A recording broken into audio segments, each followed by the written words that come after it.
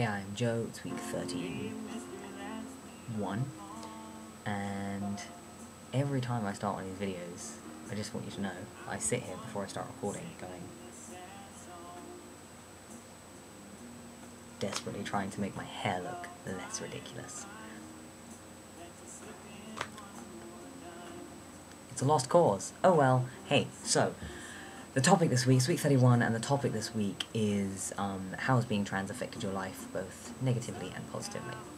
So I'm gonna start with negatively, because that's good, because then we work up to the positive, and everyone wants to finish on positive, right? Okay, I have written a list.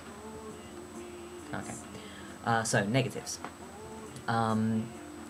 Missed out, probably, I suppose, on a whole lot of childhood stuff, of stuff that I would have done and experienced if I'd been born male, I'm gonna say born male, but obviously what I mean is assigned male at birth. I know that I was born a boy, nobody realised that I was a boy for 20 years. So I'm gonna use the term born male, hopefully that doesn't bother anyone, but you know what I mean by that. I know I was born a guy, anyway, you know what I mean. By that I mean assigned male at birth and raised male. So yeah, from not being assigned male at birth, I presume I missed out on a bunch of just normal boy childhood things, although really I did hang out with mostly guys when I was a kid, and my parents weren't particularly, traditional in how they raised us, so maybe I didn't miss out too much as a child. I think really more when I think of things that I wish I hadn't missed out on, it's more once I was a teenager and I missed out on going through puberty with other guys. It's something that I'm instead doing now on my own as an adult, which is odd. So yeah, I'm sad that I missed out on going through puberty as like a kind of, in a camaraderie kind of way, going through the right one at the right time, and having that sort of like male friendship during my teen years, because I'd had it when I was a kid and I have it now, but when I was a teenager, I suppose it changes. Even if you were very close to guys as a kid, when you get to age 13, 14 and start to look more like different from the boys, things change, and instead of being friends with the guys, usually they want to date you or whatever.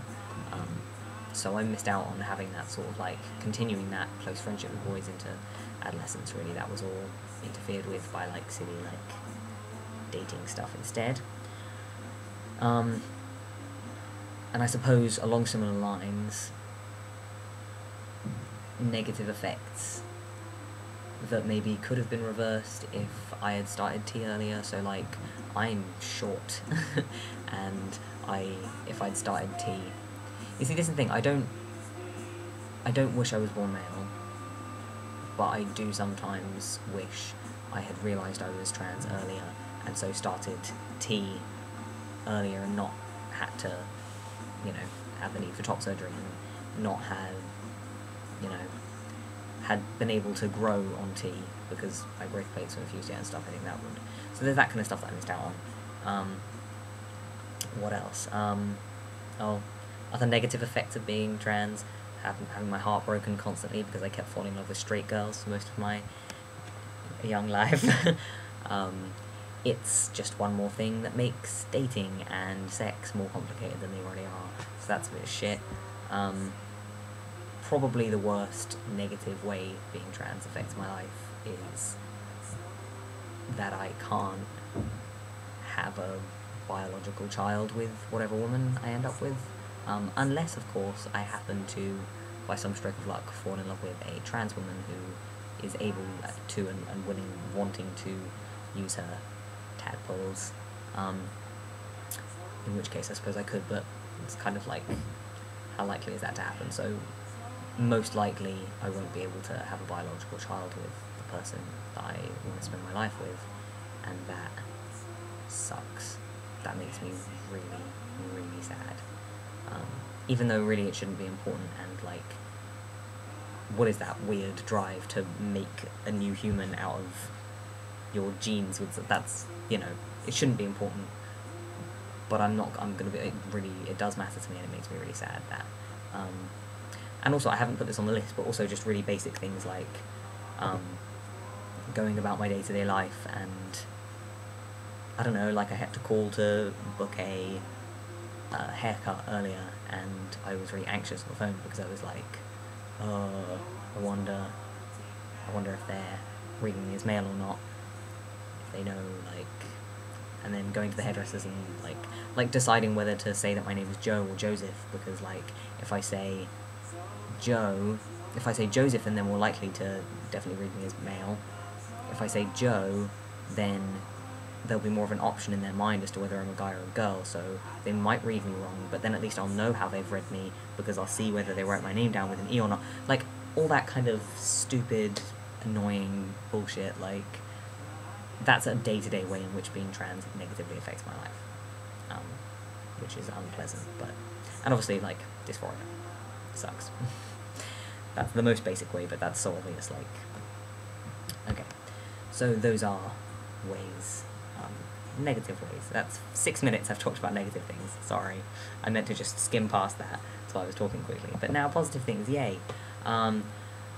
So the biggest positive, I think, about being trans for me, about having lived as female for 20 years, is that I have a better understanding of what it's like to be treated as a woman in society, and so I can see sexism better than most men, basically. Which means I hope that for the most part I'm less of a dick than most men about, you know, how I treat women and stuff, and I think I can get on better with women because I can understand a little bit more the shitty things that go along with moving through the world as a woman and how you're treated and stuff. This lighting is really weird, it makes me look kind of strange because this one eye is like darkness. Anyway, so that's the biggest positive, is basically that I may not have been a feminist if I'd been a lesbian, so quite likely wouldn't have been a feminist if I had been born male, and that's a huge part of my character, and it's really important to me, and I think it's good, so I'm very happy about that, and that's one thing that's come from living as female for 20 years that's really good, I think, is feminism, and like kind of understanding women a little bit better. Understanding what it's like to be treated like one. I also just have this really interesting perspective, I suppose, where I can sort of like seeing how differently people treat you, whether they're reading you as male or female, and that's just a really interesting insight that not many people have. I'm also very secure in my masculinity for the most part, and in my maleness anyway, because I've had to work so hard to realise it, and because I've had to overcome so many things and be like, that doesn't make me a woman, that doesn't make me not male. So because I've had to overcome so many big things that would get in the way of that, like, you know, not having a penis, little things like crossing my legs, for example, what I'm doing now, or, you know, getting kind of like overexcited about musicals. It's the weirdest example, but you know, it's accurate. Those things don't threaten my masculinity at all. I couldn't care less, because why would they, when other much more threatening things have managed to not get in the way of me realising that I'm a guy. So that's cool, that like security in my masculinity, and let's try that again. Being comfortable with my femininity and stuff, that's really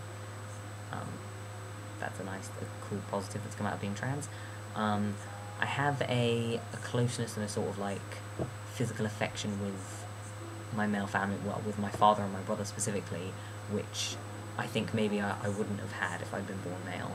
And it's something that I was worried I would lose with my father, with transitioning, especially with once I was being read as male in public. I thought maybe my dad would kind of start not holding my hand in public, or like not being like giving me like proper hugs and stuff, because I thought maybe he'd start to feel a bit weird about it, and he hasn't so far, and I hope he doesn't, because that would make me really sad, because I think it's really nice to have that sort of proper affection, and not let silly like society things get in the way of that.